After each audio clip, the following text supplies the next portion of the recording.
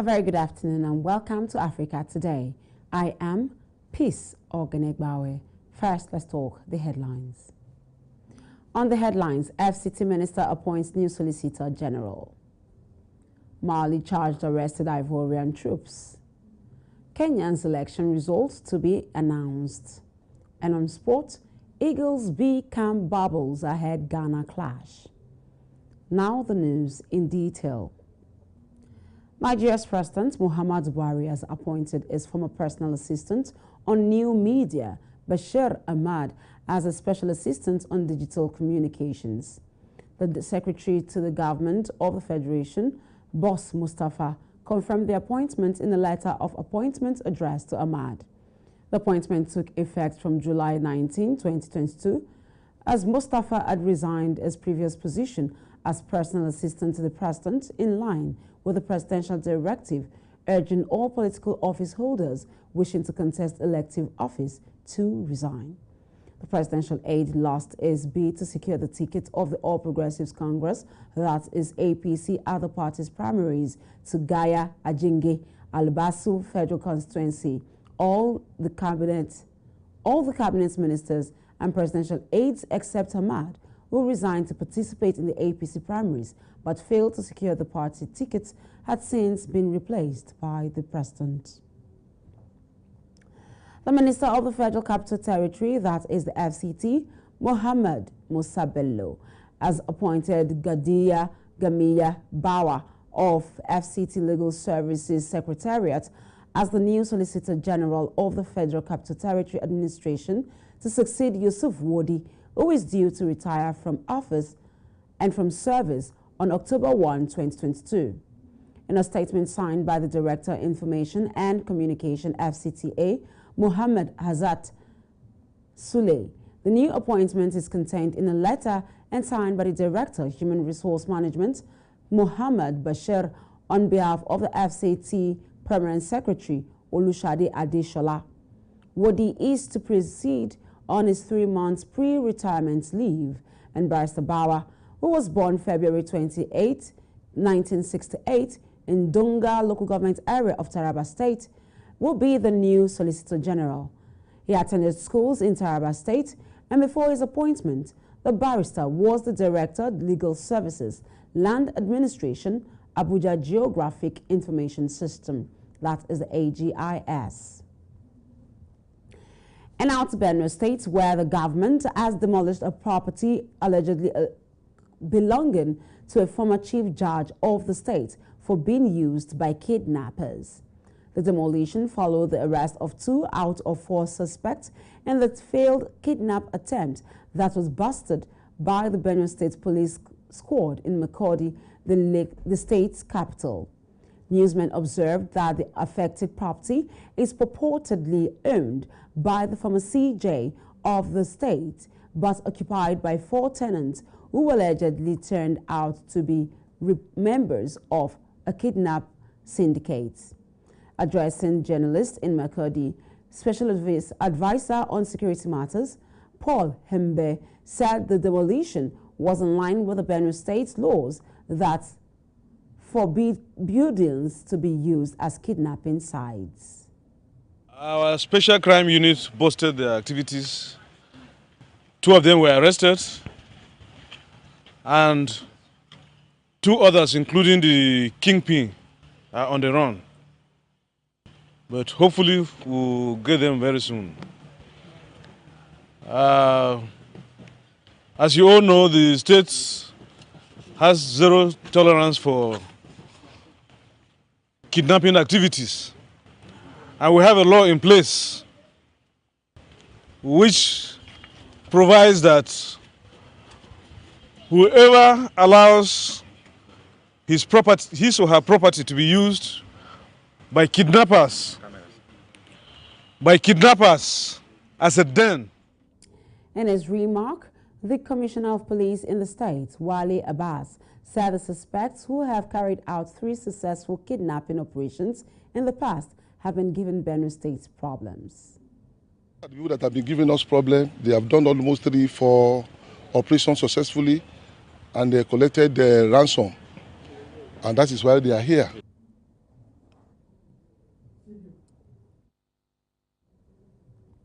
One of the suspects, Love Solomon, confessed to the crime and said they collected 500,000 as ransom from the first victim. No fewer than 23 ghost workers have been uncovered in the Federal Ministry of Works and Housing in Abuja. The Federal Civil Service Commission discovered the civil servants whose employment letters were discovered to be fake. It has therefore ordered that the affected persons be disengaged from service.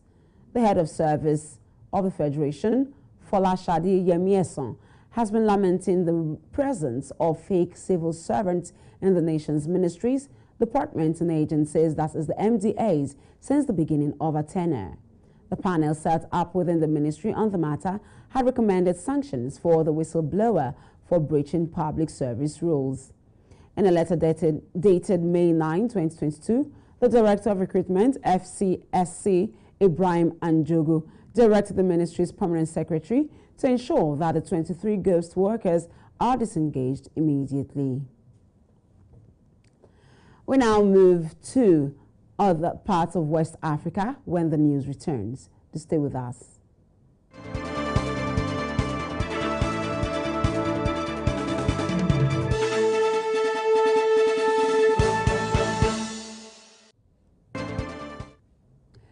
Welcome back.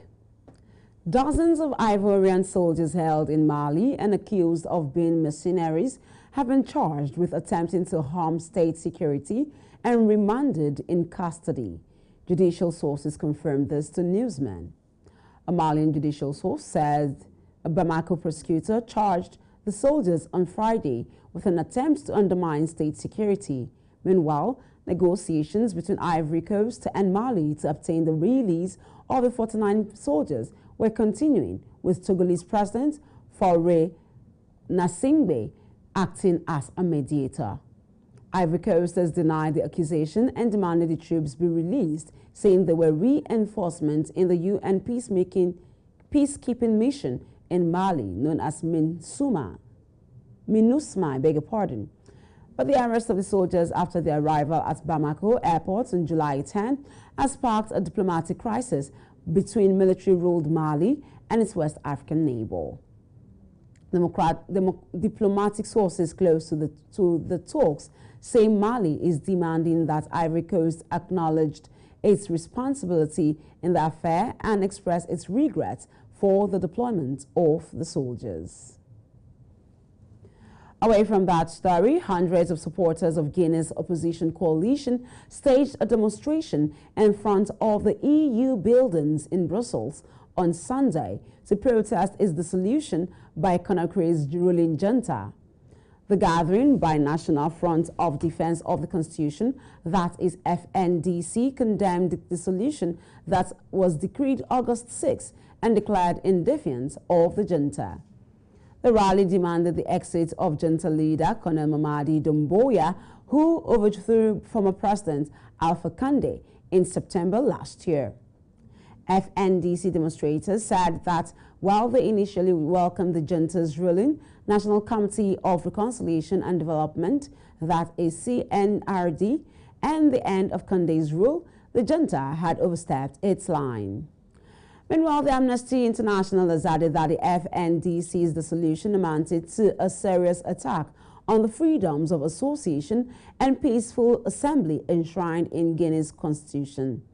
The FNDC was behind banned demonstrations on July 28 and 29, in which 5 people were killed to denounce the junta's unilateral management of the transition to civilian rule. And now we move to other parts of Africa after this break. To stay with us.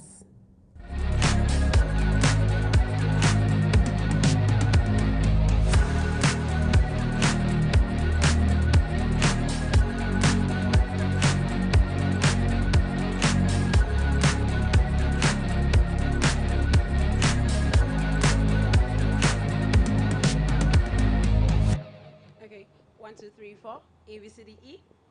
Wow, that's it.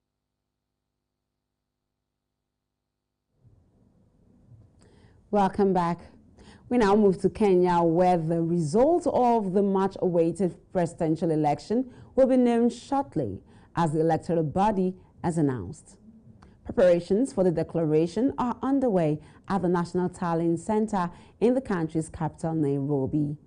Sources claim that Deputy President William Ruto has a narrow lead over ex-Prime Minister Raila Odinga in the latest count.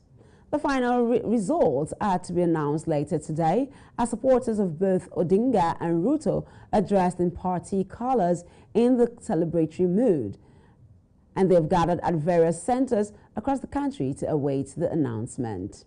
Both leaders have urged Kenyans to be patient as they wait for the Independent Electoral Boundaries Commission, that is the IEBC, to determine which of them will be the country's fifth president. There have also been calls for peace from several leaders and bodies, including the Catholic Church, which asked for patience and civility and urged the main candidates to show restraint and statesmanship.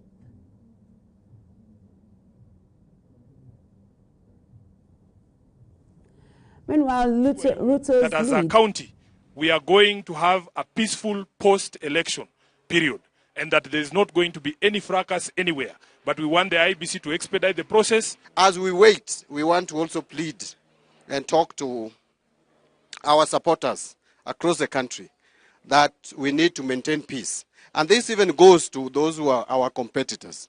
We have a country, and this is the only country we have. Ruto leads the official tally at 51% against Odinga's 48%, according to local media, and verified results from 39 of 290 constituencies are yet to be declared.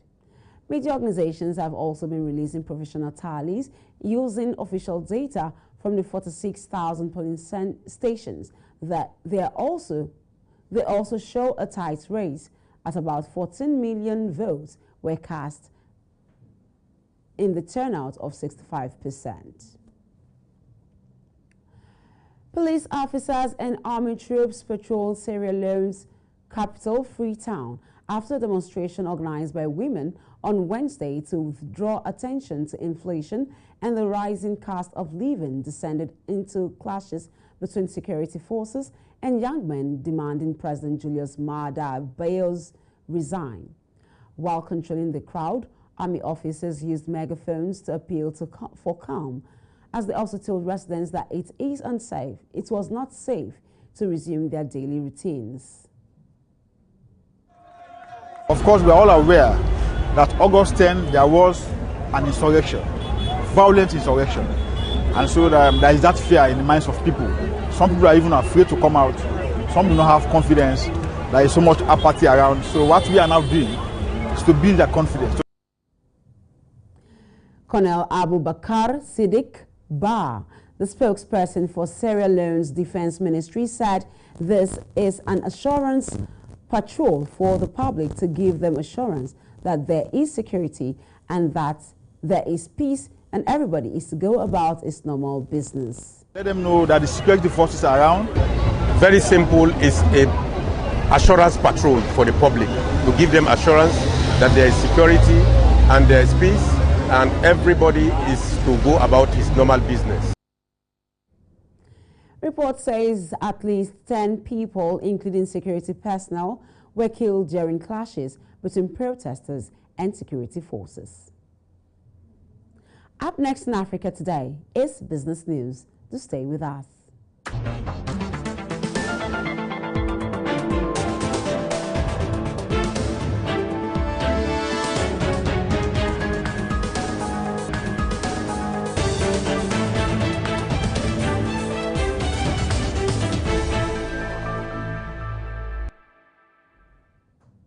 Welcome back. Nigeria's oil production slumped by 28 million barrels between January and July 2022, threatening the federal government's 9.37 trillion naira oil and gas revenue target by the end of the year. The federal government of Nigeria, in the 2023-2035 medium-term expenditure framework and fiscal strategy paper recently presented by the Minister of Finance, Budget and National Planning, Zainab Ahmed, blamed oil production shut-ins due to pipeline vandalism, crude oil theft, and high petrol subsidy costs.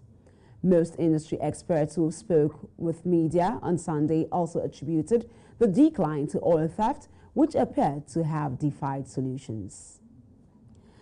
And moving away from that story, we get down to Africa business, where the businesses are at a standstill in Eldoret town after William Ruto supporters broke into early celebrations in anticipation of the announcement of presidential election results. They believe the candidate had clinched the top job, but results announced earlier showed that there was little to separate Ruto and Raila Odinga.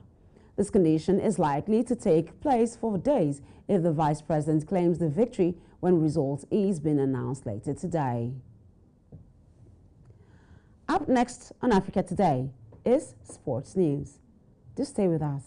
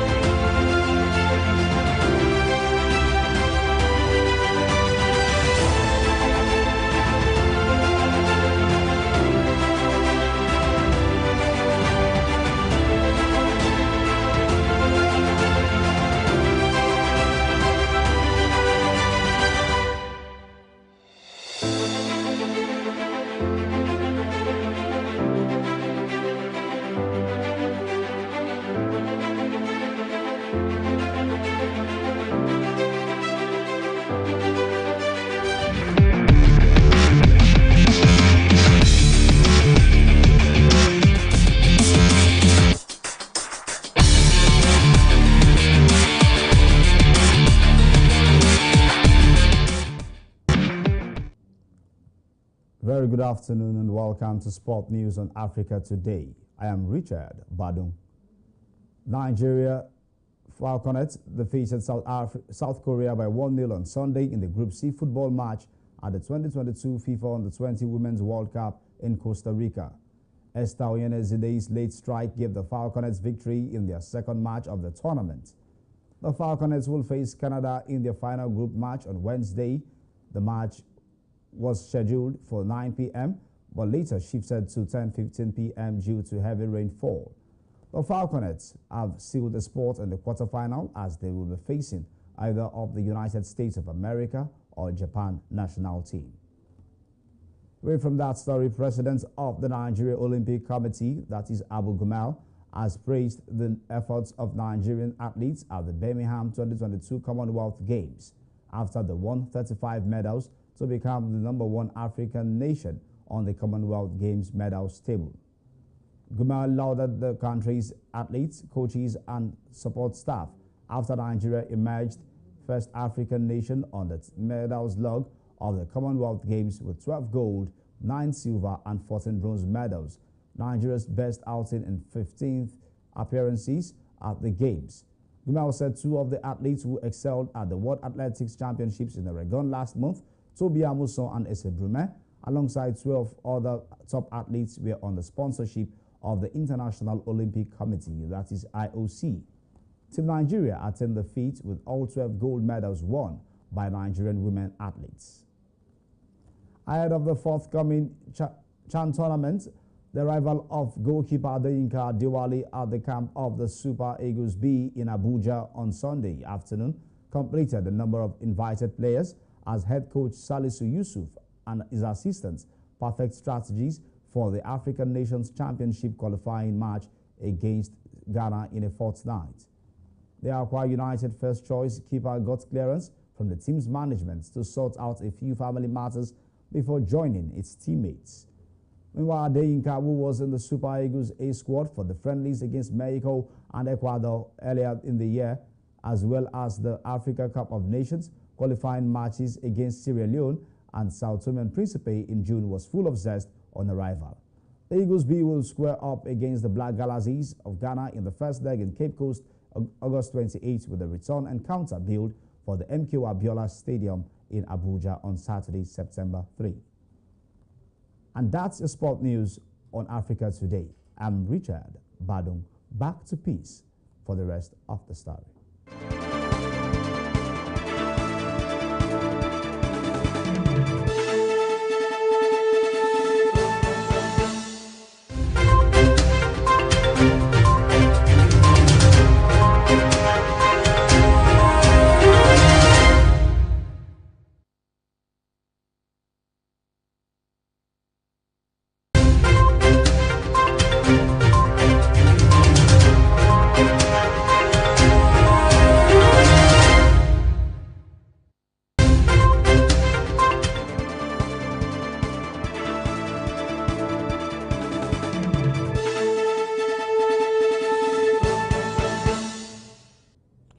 Welcome back. This is still Africa Today News coming to you from Hills TV. Nigeria Center for Disease Control, that is the NCDC, has confirmed the number of monkeypox cases has risen to 172 in the country. The center's week 31 reports indicated that the spread has reached 27 states since January. From January 1 to August 7, 2022, NCDC said 4 deaths were recorded from Delta, Lagos, Ondo, and Akwa Ibom. The reports also show that there were at least 473 suspected cases of the disease in the country. The NCDC, however, said there are ongoing efforts to strengthen surveillance at the national and subnational levels to increase awareness and to promptly detect and respond to outbreaks. And that's Africa Today on Hills TV. But before we go, here are the headlines again. We told you that the FCT ministers appointed a new Solicitor General for Abuja. Mali's charged arrested Ivorian troops. Kenya's election result is to be announced soon. And on sport, Eagles become bubbles ahead of Ghana clash. Remember to visit us on Facebook at Hills TV, Instagram at Hills TV, subscribe to our YouTube channel at Hills TV. I am Peace Ogenegbawe. Thank you for watching.